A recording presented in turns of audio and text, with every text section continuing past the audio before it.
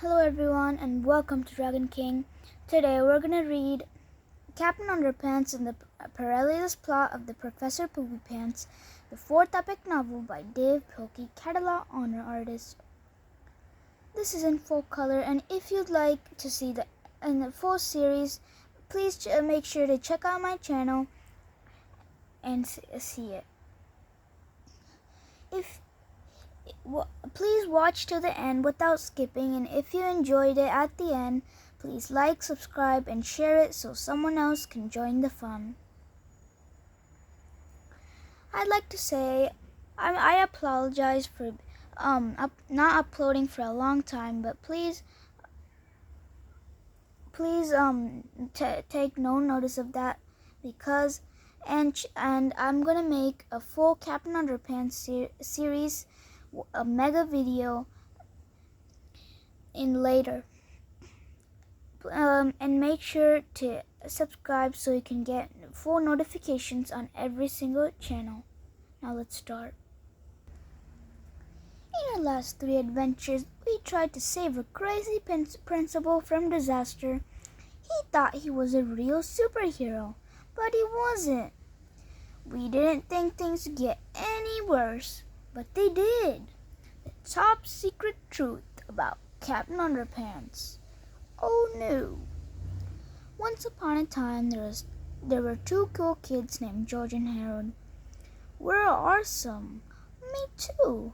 They had a mean old principal named Mr. Krupp. Blah, blah, blah. Mr. Krupp was never very mean to George and Harold. So they bought the 3D hypno ring. They used it to hypnotize Mr. Krupp. You will obey us. Okie dokie. But they made a terrible mistake. You are now Captain Underpants. Ha ha. Hey, come back, Mr. Krupp. Tra-la-la. Mr. Krupp thought he was really Captain Underpants, but he didn't have any superpowers. Stop, you big dummy. They had lots of adventures. One time, they even got attacked by a UFO. Uh-oh. They all got tucked into the spaceship, and George stole some alien superpower juice. Then Mr. Krupp got eaten by a big, evil dandelion. You had to be there. So George gave him some superpower juice. Then he got superpowers. Now Captain Underpants has amazing strength. He can even fly too. Holy cow! The only way George and Harold can stop Captain Underpants from causing trouble is by pouring water on his head. This makes him turn back into Mr. Krupp. Hey, Bob. But beware, because whenever Mr. Krupp hears somebody snap their fingers, he turns back into you-know-who.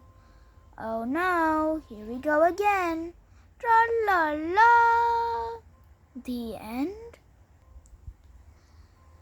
Chaos Comics, Inc. Chapter 1, George and Harold. This is George Beard and Harold Hutchins. George is the kid on the left with the tie and flat top. Harold is the one on the right with the t-shirt and bad haircut. Remember that now. Jerome Hortwest Elementary. Don't underestimate good teachers. All of the experts at Jerome Hortwest Elementary School had their opinions about George and Harold. Their guidance counselor, Mr. Rected, thought the boys suffered from ADD. The school psychologist, Miss Labler, diagnosed them with ADHD, and their mean old principal, Mr. Krupp, thought they were just plain old BAD. But if you ask me, George and Harold simply suffered from IBSS, incredibly boring school syndrome. You see, George and Harold weren't actually bad kids. They were actually very, very bright, good-natured boys. Their only problem was that they were bored in school, so they took it upon themselves to liven things up for everybody. Wasn't that thoughtful of them? Unfortunately, George and Harold's thoughtfulness got them into trouble every now and then. Sometimes it got them into a lot of trouble, and one time it got them into so much trouble it almost caused the entire planet to be taken over by a ruthless mechanical, mad scientist guy in a giant robot suit. But before I can tell you that story, I have to tell you this story. Chapter 2, All Hail New Switzerland. As everybody knows, New Switzerland is a small country just southeast of Greenland. You probably know all about New Switzerland's natural resources and systems of government. But here's something about New Switzerland that I bet you didn't know. Everybody in New Switzerland has a silly name. Just ask their president, the Honorable Chuckles Jingleberry McMonkeyburger Jr., or his lovely wife, Stinky. No, guys, the silly name heritage in New Switzerland is not actually true. They're just it's for the book. They'll tell you all about New Switzerland's proud, silly name heritage. They'll tell you about the cultural significance of silly names. And then they'll probably tell you a really, really long, boring story how the stupid tradition got started. We'll skip that part, okay? Just remember that everybody in New Switzerland has a silly name, from the richest to the poorest, from the dumbest to the smartest. And speaking of the smartest, let me introduce you to Professor Poopypants. That's a statue of him down there in the bottom right-hand corner of the page. Now, Poopypants was probably the smartest person in all of New Switzerland. He graduated at the head of his class at Chunky Q Bogernose University, and afterwards spent all of his time creating wild and fantastic inventions. Let's look on him, see, shall we? But first, let's see these statues. Jigo's T. Chunky Skunks, Triple Q. Zibberdribber, Ivana Goda D. Barfoom, Professor Poopypants. Back in his private laboratory, Professor Poopypants was just putting the finishing touches on two new wonderful inventions, the Shrinky Pig 2000 and the Goozy Grow 4000. Professor Poopypants called for his assistant, Porkbelly Funky Skunk. Mr. Funky Skunk, Peppy yelled, I am now ready to test my new inventions.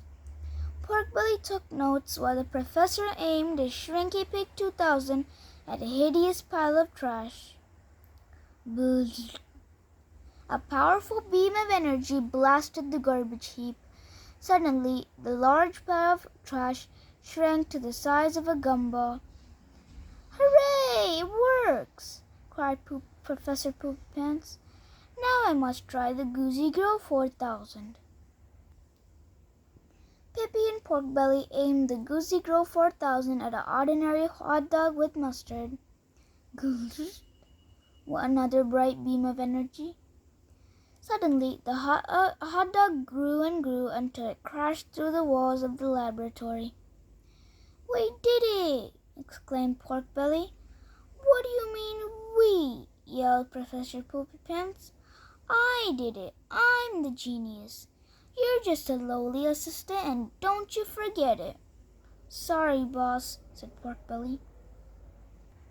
With these two inventions, exclaimed Professor Poopypants, I will be able to solve the world's garbage problem and create enough food for everyone on the entire planet. Finally, it looked as if all of the Earth's dilemmas would be fixed forever. But who'd have believed that in just a few short weeks, Professor Poopypants would be trying to take over the planet in a fit of frenzied rage? Well, dear readers, listeners, the tragic tale is about to unfold. But before I can tell you that story, I have to tell you this story. No, guys, I apologize for the background noise. If there is any you can hear, please don't mind.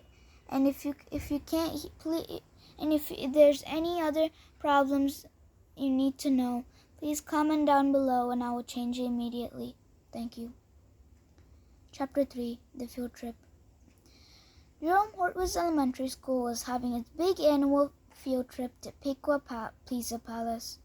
All of the kids had brought their permission slips and were lined up to get on the bus. George and Harold could hardly wait to eat pizza and play video games all afternoon. "This is gonna rule," said George. "Yeah, if we ever get there," said Harold. "Hey," said George, "let's change the letters around the school sign while we're waiting." "Good idea," said Harold. So George and Harold ran over to the sign and began their thoughtfulness. Unfortunately, the boys didn't notice a dark, foreboding presence lurking nearby in the bushes. "Aha!" cried Mr. Crop. "I caught you boys red-handed." "Uh-oh," said George. Laughed Harold. "This is just a little joke." "A joke?" yelled Mr. Crop. "Do you boys think that is funny?" George and Harold thought for a moment. "Well, yeah," said George. "Don't you?" asked Harold. "No, I don't think it's funny," yelled Mr. Crop. "I think it's rude and offensive." "That's why it's funny," said George. "Oh," said Mr. Crop, "you boys like to laugh, huh? Well, here's a good one. You two are officially banned from the school field trip. Instead of eating pizza, you will spend the afternoon cleaning up the teacher's lounge. Isn't that funny?" "No way," said Harold. "That's not funny at all," said George. "That's a cruel and unusual punishment." "That's why it's funny," Mr. Crop snarled. Chapter 4, Left Behind. Mr. Crop marched George and Harold over to the janitor's closet. "You can use these supplies to clean up the teacher's lounge," said Mr. Crop. "I want it spotless by the time we get back." Mr. Crop went back outside, climbed onto the school bus, and laughed loudly as the bus pulled away. The teachers all pointed at George and Harold and laughed too. "Rats," said Harold. "I thought we were going to have fun today." We can still have fun," said George. "All we need is this ladder, that bag of powdered paste, and those big boxes of styrofoam wormy thingies." George and Harold carried their supplies to the teacher's lounge and got down to business. "Purple dragons sing along, friends.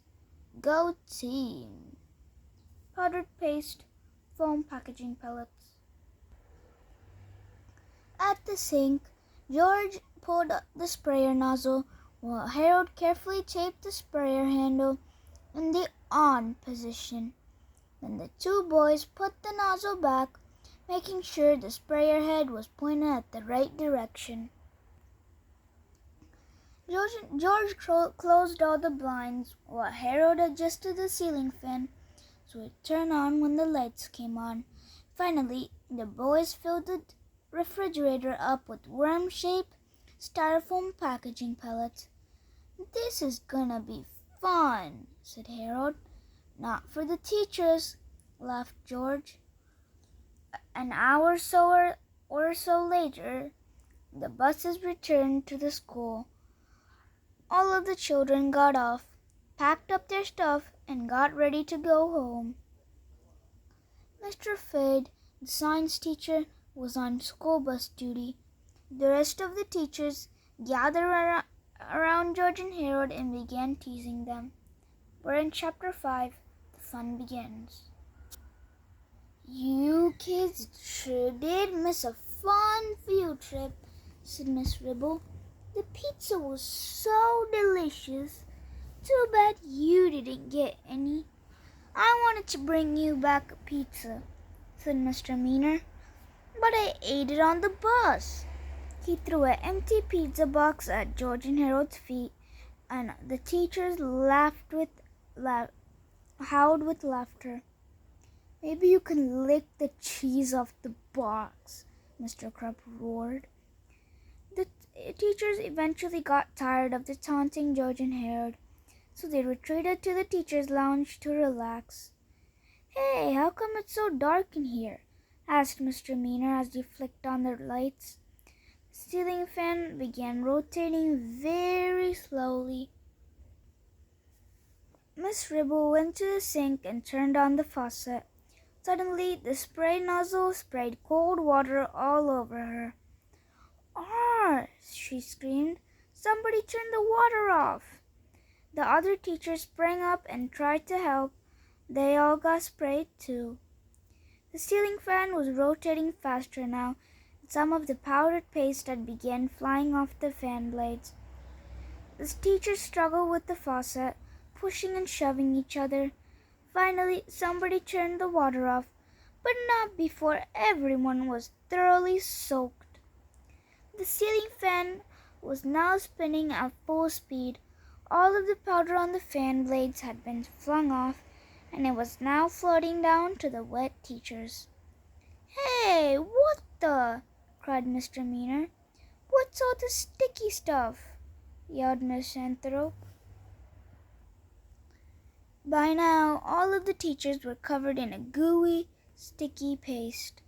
It didn't think it'd take a genius to know George and Harold were behind all this. "Those brats better not have touched my diet soda," Miss Ribble shouted. She dashed to the refrigerator and swung the door open. Suddenly, thousands of tiny styrofoam pellets flew out into the room.